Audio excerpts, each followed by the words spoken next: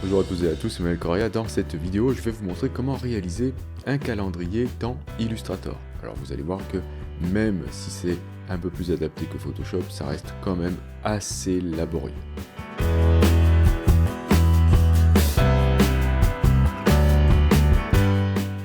Bien, je vais commencer par faire un nouveau document. Je vais aller chercher dans le menu Fichier la commande Nouveau. Et je vais aller dans le volet Impression et on va prendre du A4. Je vais ici exceptionnellement me mettre en points et non pas en millimètres. Vous allez comprendre plus tard dans la vidéo. Je vais ensuite ouvrir les options avancées. Donc si vous ne l'avez pas fait, cliquez sur options avancées et on va changer le mode colorimétrique en mode RVB. Je vais ensuite aller dans autres paramètres pour aller ajouter ici des fonds perdus. Donc je vais choisir ici 3 mm, donc j'efface PT ici et je mets millimètres à la place, voilà, afin de remplacer cette valeur-là par des millimètres. Je reste en points, je répète, vous verrez ça tout à l'heure. Je vais appeler bien sûr tout de suite ce document calendrier et janvier.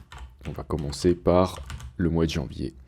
Je vais ensuite valider en cliquant sur créer un document et ensuite ici sur créer. J'ai ici une version récente d'Illustrator, c'est la version CC 2020. Il se peut que vous ayez une ancienne version.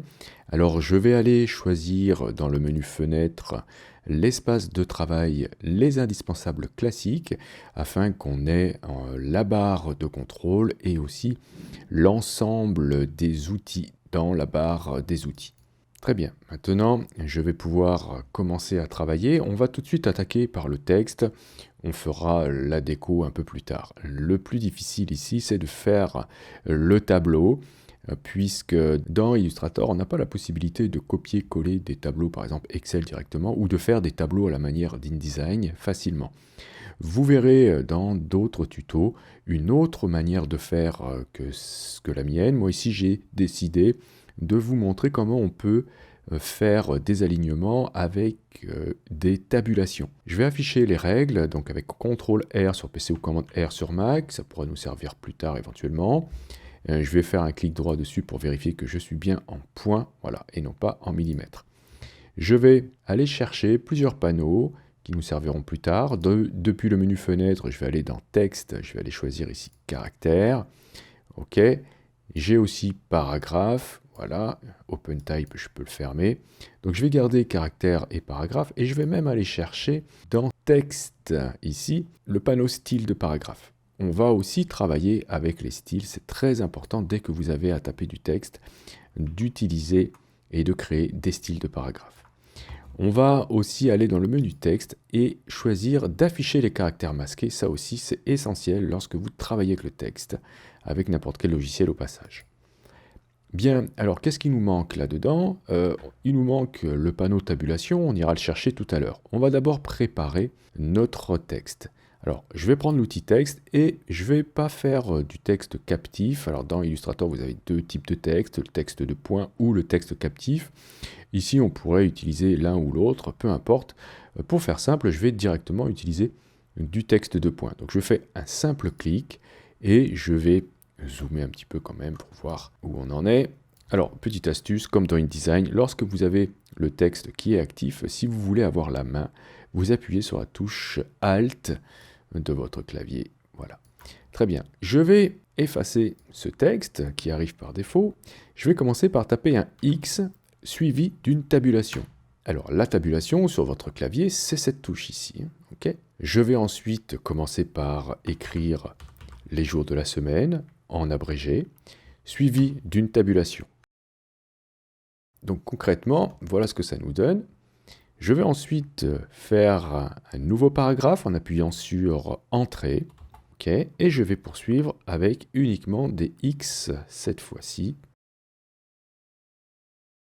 Et je vais répéter l'opération encore 4 fois. Alors tout simplement, je vais copier cette ligne, voilà, je fais glisser le curseur, CTRL-C sur PC ou commande C sur Mac, je me remets en bout de ligne ici, j'appuie sur Entrée, je fais CTRL-V sur PC ou commande V sur Mac, il faut que j'ai 6 lignes. On va maintenant aligner tout ça de telle sorte que ça soit un petit peu moins serré, grâce notamment aux tabulations, mais aussi aux interlignes. Je vais aller chercher le panneau tabulation. Alors je sélectionne au préalable quand même ici mon texte. Je vais aller dans le menu fenêtre, texte, et je vais choisir ici tabulation. Le panneau arrive ici magnétisé avec notre texte. Vous voyez, si je le sors comme ceci, et si je clique ici sur l'espèce d'aimant ici, hop, ça va revenir. Donc, je vais choisir ici le taquet de tabulation centré, ok, et je vais cliquer dans le menu ici du panneau tabulation, et je vais cocher ici magnétisme de l'unité. Je vais faire une tabulation à 60 points, ok, et alors, vous allez me dire si ça marche chez vous, mais normalement, on a la possibilité de faire une répétition automatique de cette valeur, de la valeur qu'on a choisie ici.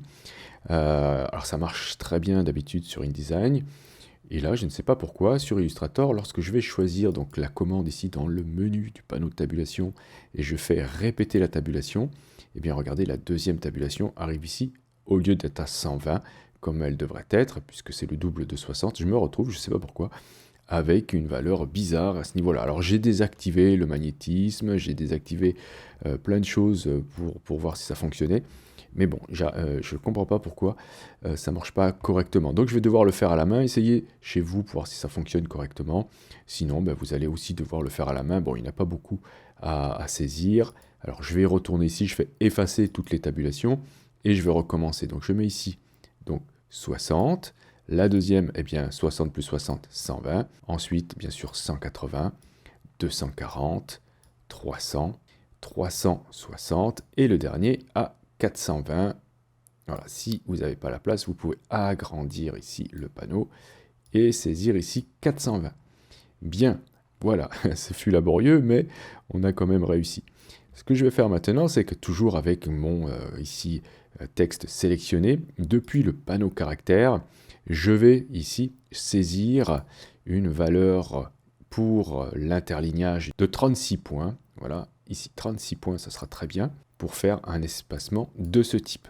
Très bien. Alors, maintenant, ce qu'il nous reste à faire, c'est peut-être faire un tableau en dessous pour pouvoir, eh bien, mettre des couleurs différentes pour nos dates et nos jours. Je peux fermer maintenant mon panneau de tabulation et je garde en tête ces valeurs-là, c'est-à-dire 60 sur 36, ça fera la taille d'une cellule pour notre tableau. Alors, je vais prendre ici l'outil rectangle. Je vais faire en sorte d'avoir un contour, mais pas de fond. Alors, je vais intervertir ici mes couleurs en cliquant sur les doubles flèches. Si vous avez encore un fond, eh bien, vérifiez depuis la barre de contrôle ou depuis ici la barre des outils que vous êtes avec la couleur 100. Comme ça, vous n'avez pas de couleur pour le fond. Et vérifiez aussi que vous avez en revanche une couleur pour le contour. Et un contour de 1 pixel, ça suffira. Donc on a dit un rectangle de 60 sur 36. Je vais sélectionner ensuite ce rectangle. Et depuis le panneau propriété, je vais choisir, voilà, après avoir sélectionné mon rectangle, je vais saisir ici en longueur, hein, donc L, ici on a dit 60, ok. Et en hauteur, on a dit 36. Donc ça, c'est la taille d'une de mes cellules. Je vais ensuite, bien, toujours avec l'outil de sélection, prendre ce rectangle et je vais l'aligner avec le centre d'un X, ici. Vous voyez, le petit point bleu, là, je vais l'aligner avec le centre de mon X, hop, de cette manière-là. Et je vais pouvoir ensuite, eh bien, dupliquer ce rectangle très facilement afin de créer ma grille. Donc c'est une manière différente de faire. Vous verrez d'autres méthodes qui utilisent les options ici de texte captif. Moi j'aime bien cette façon car ça me permettra de changer si je veux facilement la taille de mes polices sans devoir sauter de ligne, ce qui sera le cas avec l'autre méthode. Donc je vais ici sélectionner mon rectangle et je vais le dupliquer en appuyant sur Alt et grâce au repère commenté, vous voyez, j'arrive à me magnétiser. Dès que je vois l'intersection, c'est que je peux lâcher et je vais dézoomer, déplacer un peu ma vue et utiliser le raccourci bien pratique dans Illustrator pour répéter la transformation, CTRL D sur PC ou commande D sur Mac. Voilà, ça me répète ma cellule. Donc là, on voit que j'ai un léger décalage en fin de course ici.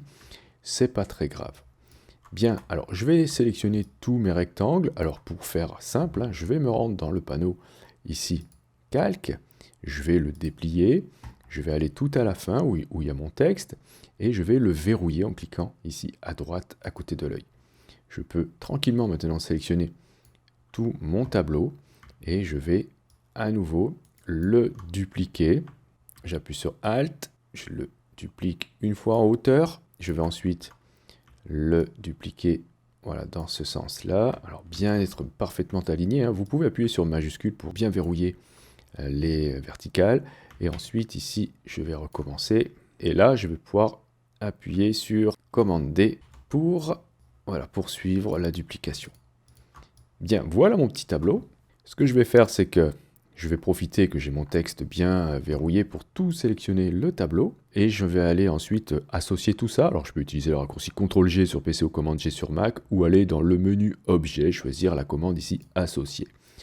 Ne pas oublier de donner un nom à ce groupe. Je vais l'appeler bien sûr tableau. Bien, et bien on va pouvoir s'occuper maintenant de notre texte. Je vais déverrouiller le texte et logiquement, ça serait peut-être utile de mettre le tableau en dessous du texte. Voilà, de cette manière-là. Je vais verrouiller le tableau, on verra tout à l'heure ce qu'on en fait. Le texte ici, je vais déjà saisir les dates et les numéros pour ensuite me concentrer sur l'aspect de ceci. Alors, si vous voulez trouver les dates de l'année prochaine, vous pourrez aller par exemple sur le site calendrier.com ou vous tapez l'adresse qu'il y a là. Vous allez choisir ici les calendriers, ici 2020. Et si vous voulez travailler au mois, vous pourrez ici trouver les calendriers 2020 à imprimer. Et dans la liste, là, tout à la fin, vous avez les mois. Voilà, vous cliquez sur PDF et vous allez avoir par exemple le mois de janvier et c'est ce qu'on va utiliser pour notre exercice. Alors, je prends l'outil texte, je peux sélectionner ici, donc ça sera les jours de la semaine. Donc, je vais mettre ici 1, 2, etc. Là, le X, je vais le remplacer par un espace.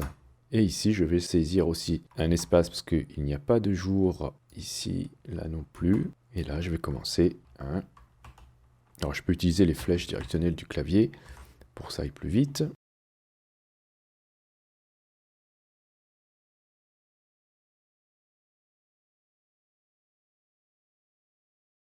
Très bien. Une fois que j'ai fait tout ça, je vais ensuite définir l'aspect de mes paragraphes et de mes caractères. Donc je vais sélectionner ici la première ligne, donc avec l'outil texte, je sélectionne tous ces caractères. Alors il faut bien faire attention de ne pas recréer un bloc de texte.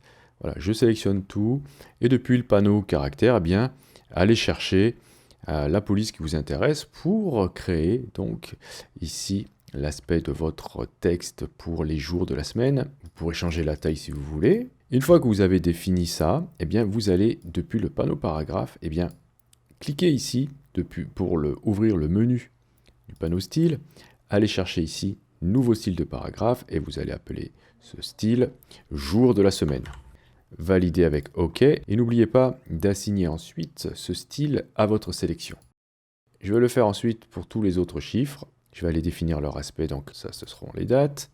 N'oubliez pas de créer le style et de l'appeler date, par exemple.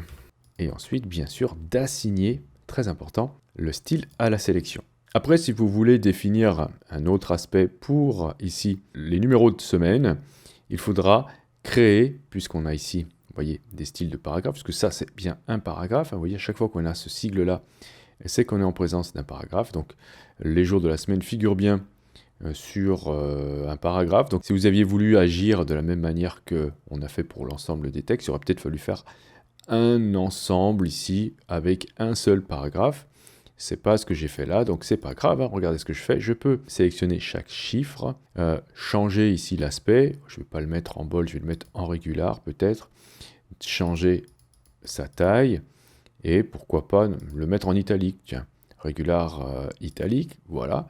Et là, je ne vais pas modifier le style de paragraphe, hein, mais vous voyez qu'il est quand même modifié. Hein, mais je veux dire, je ne vais pas enregistrer cette modification.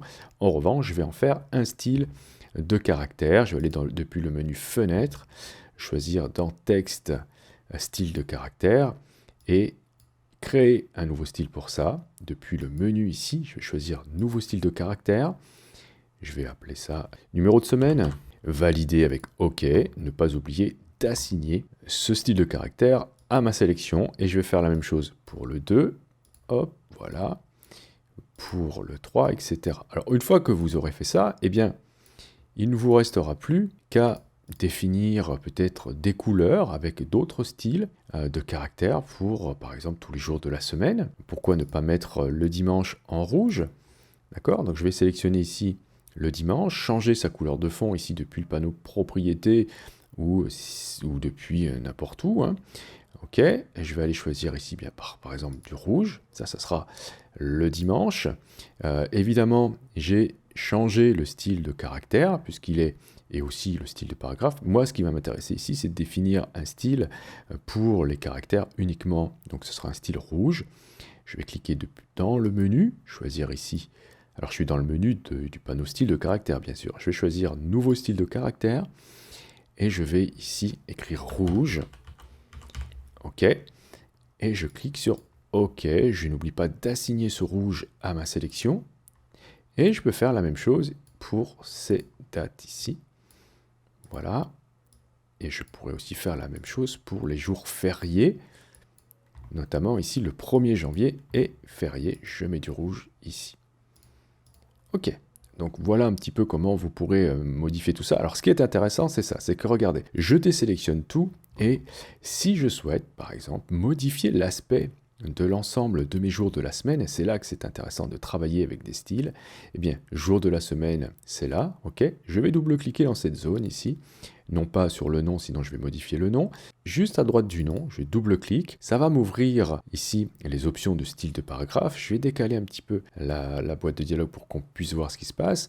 Vous voyez ici, j'ai format de caractère de base, eh bien, admettons que je ne souhaite plus avoir de l'extra bold, mais tout simplement du bold, eh bien, regardez bien ce qui va se passer là. Je vais cliquer sur bold, et bien automatiquement, voilà, tous mes jours de la semaine ont été modifiés. Je pourrais changer la taille si je veux, voilà, d'une manière très rapide grâce au style de paragraphe.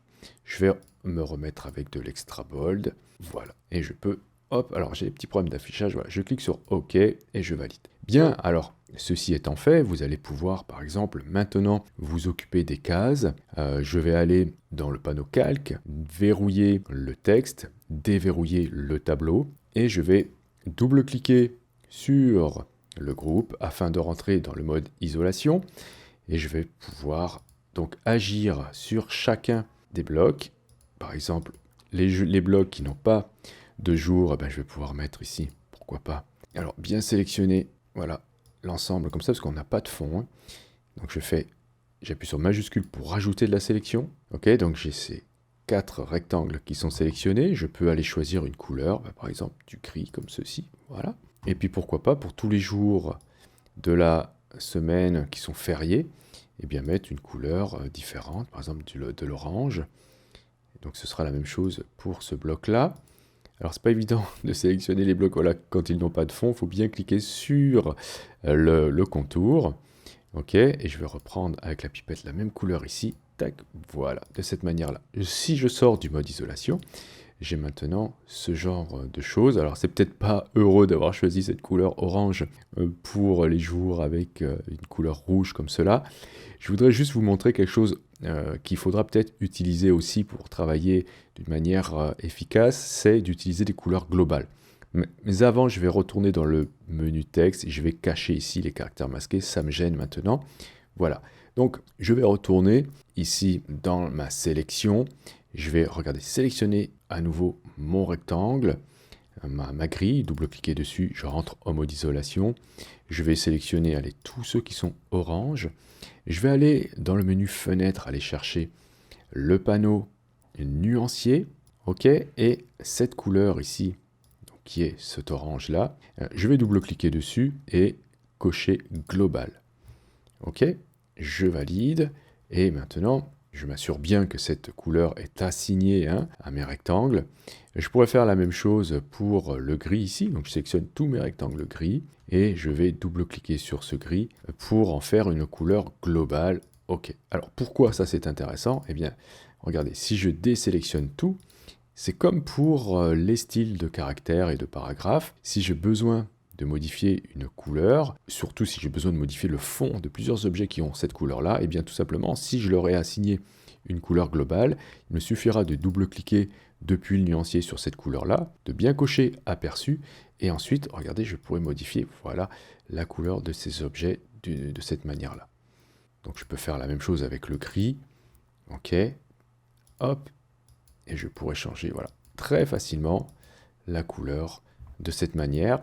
Et puisqu'ici on a beaucoup de couleurs de notre nuancier, on va un petit peu le vider. Je vais aller dans le menu du panneau nuancier, choisir ici de sélectionner les nuances qui sont non utilisées, cliquer sur la poubelle et je supprime toutes ces nuances et je vais garder uniquement les couleurs que j'ai utilisées actuellement. Bien, alors ça pourrait nous servir de base pour notre calendrier et vous n'aurez plus qu'à remplir ensuite en fonction des autres mois, voilà, les cases. Donc je vais dans mon panneau calque, je vais déverrouiller le tout sélectionner, faire CTRL-G sur PC ou Command-G sur Mac pour faire un groupe, et ça, je l'appellerai calendrier, voilà. Ce qui me permettra maintenant de déplacer cette grille tranquillement dans mon image. Bien, alors, on n'en a pas terminé, hein, bien sûr, avec tout ça. Si j'ai besoin de changer de taille de ce groupe, eh bien, je peux très bien me mettre ici sur un coin, appuyer sur majuscule, et voyez, malgré qu'on a utilisé des tabulations, eh bien, on peut maintenant changer la taille sans problème de cette grille. Alors, qu'est-ce qu'il nous reste à faire? Bien, plein de choses. On pourrait ici mettre une image, par exemple, et on pourrait aussi se faire des marges intérieures à ne pas dépasser au cas où. Alors, comment faire des marges intérieures? Eh bien, déjà, ce qu'on va faire, c'est qu'au niveau du panneau calque, il faut qu'on s'organise un petit peu. Je vais aller chercher le panneau calque, ok, et je vais ici nommer ce calque 1, eh bien, aussi calendrier, ok. Je vais créer un autre calque par-dessus. Je clique sur cette icône-là.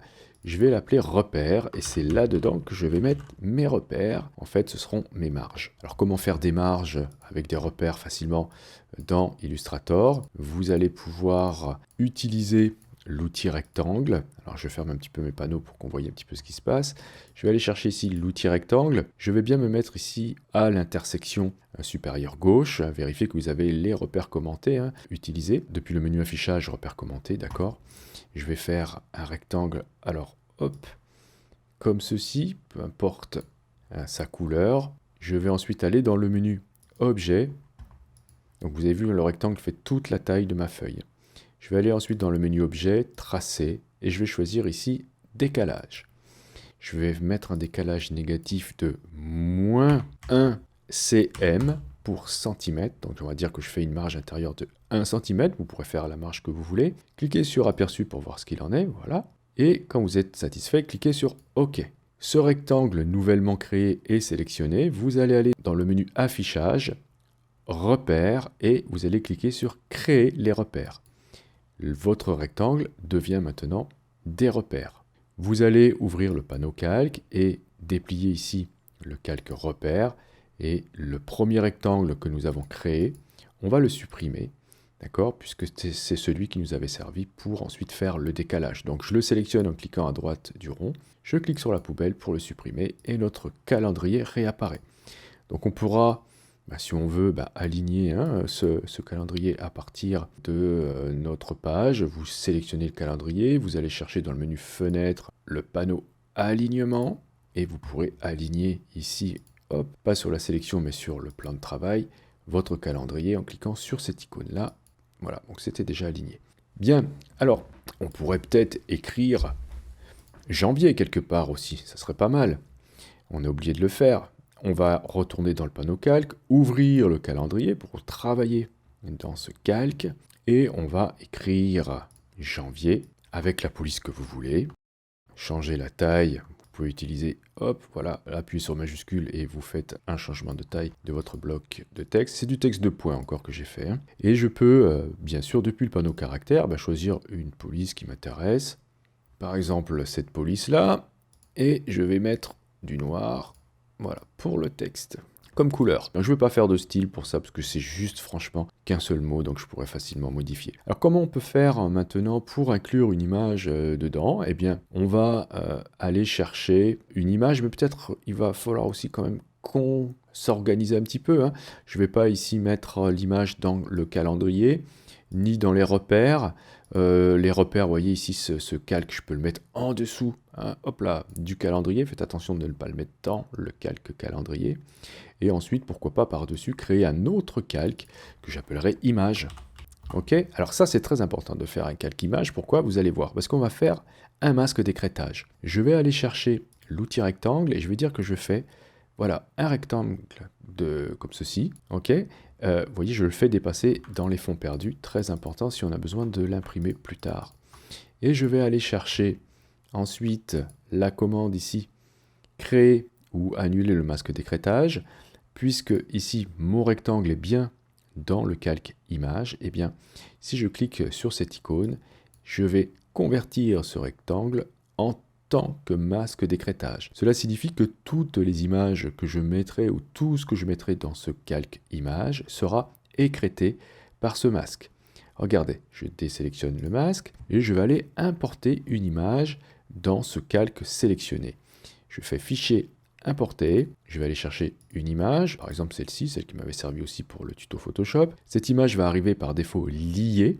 Attention, si vous ne souhaitez pas que ce soit lié mais incorporé, vous allez décocher ici lié. Moi je vais le laisser lié et je clique sur importer. Mon curseur arrive avec l'image chargée, je vais faire un cliquer-glisser pour poser l'image à la taille que je souhaite et vous voyez que l'image, même si elle dépasse, eh bien elle sera contenue uniquement dans le rectangle que j'ai dessiné tout à l'heure. Alors si j'ai besoin de modifier l'apparence de ce rectangle, je vais le sélectionner depuis le panneau calque, je clique bien à droite du rond ici, et je pourrais bien par exemple, avec la flèche noire, eh bien, changer sa taille, ok, ou avec la flèche blanche, cette fois-ci, eh bien, si je déplace un point, je pourrais voilà, avoir une forme biscornue comme je le souhaite. Et si ce point est sélectionné, j'ai accès ici au widget d'angle, ce petit rond là, et je pourrais faire par exemple voilà, des arrondis. Donc très simplement, je pourrais faire un petit peu ce que je veux avec cette forme. Hein. Je ne suis pas obligé d'avoir une forme comme ça très simple, je pourrais faire une forme beaucoup plus évoluée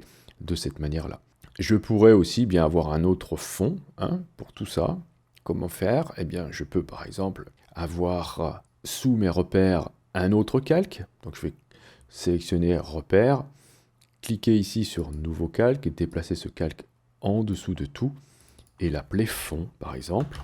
Eh bien, dans ce fond, je pourrais mettre, hein, si je souhaite, un rectangle d'une couleur. Je le fais dépasser, très important, dans les fonds perdus. Ok, et à l'aide de la pipette, je peux aller chercher par exemple une couleur dans mon image. Et voilà, j'aurai une couleur, hop, pour le fond, comme je veux, ici. Alors bien sûr, il faudra ensuite définir les couleurs hein, qui vont aller bien avec votre fond ici. Par exemple, janvier, je peux le mettre en blanc, etc. N'oubliez pas de jouer ici avec les verrous hein, des calques pour que ce soit plus simple à sélectionner. Le fond, une fois qu'il est défini, vous pouvez le verrouiller, ainsi que l'image et les repères, bien sûr. Vous pourrez ensuite aller choisir dans le calendrier, eh bien par exemple, à changer la couleur du texte, etc., etc. Ici, le rouge sur le bleu, ça se voit pas très bien, c'est pas génial. Il faudra peut-être modifier, eh bien, dans les styles de caractères ici, hop, la couleur pour le dimanche. Pourquoi pas le mettre cette fois-ci en blanc. Donc je double-clique, je vais choisir ici couleur des caractères et je vais choisir du blanc par exemple, je valide et maintenant j'ai tous mes dimanches qui étaient rouges qui sont devenus blancs. Voilà, j'espère que vous avez bien compris le principe. Je ne vais pas aller plus loin dans l'explication sur le design de ce calendrier, parce que là, la vidéo a déjà bien assez duré. Faites attention voilà, que ça dépasse bien dans les fonds perdus. Vous pourrez faire ce que vous voulez ensuite, une fois que vous avez compris le principe. Vous pourrez donc se servir de cette grille, vous avez vu comment la construire, comme d'un template pour les années futures. Et voilà, vous avez bien vu que Illustrator n'est pas le meilleur logiciel pour la création d'un calendrier. C'est assez fastidieux, assez laborieux. Lorsqu'on verra InDesign, vous verrez que c'est beaucoup plus simple d'utiliser InDesign pour ça. Une fois que vous avez terminé, vous pourrez exporter ce document, par exemple, pour Internet. Pour cela, vous pourrez faire fichier, exporter pour les écrans. Okay, et vous allez choisir plan de travail. Donc, c'est tout le plan de travail que vous allez exporter. Vous pourrez choisir donc soit une résolution, soit alors vous allez carrément choisir une largeur en pixels. La hauteur sera automatiquement calculée. Vous pourrez définir ici le type de fichier que vous allez exporter, soit c'est du PNG, soit c'est du JPEG, du SVG ou du PDF. OK, et bien sûr, vous cliquez sur exporter le plan de travail à la taille que vous voulez. Ça, c'est pour Internet. Si vous voulez créer ensuite un PDF imprimable, eh bien, il va falloir connaître beaucoup de choses. Déjà, vous allez devoir savoir sur quelle imprimante vous allez l'imprimer. Si c'est une imprimante laser de bureau, eh bien, vous pouvez rester en RVB. Vous n'aurez peut-être même pas besoin d'utiliser les fonds perdus. En revanche, si c'est pour être imprimé sur une imprimante offset qui utilise donc 4 plaques de couleur, l'imprimeur vous indiquera quel type de conversion en cyan, magenta, jaune et noir il faudra effectuer.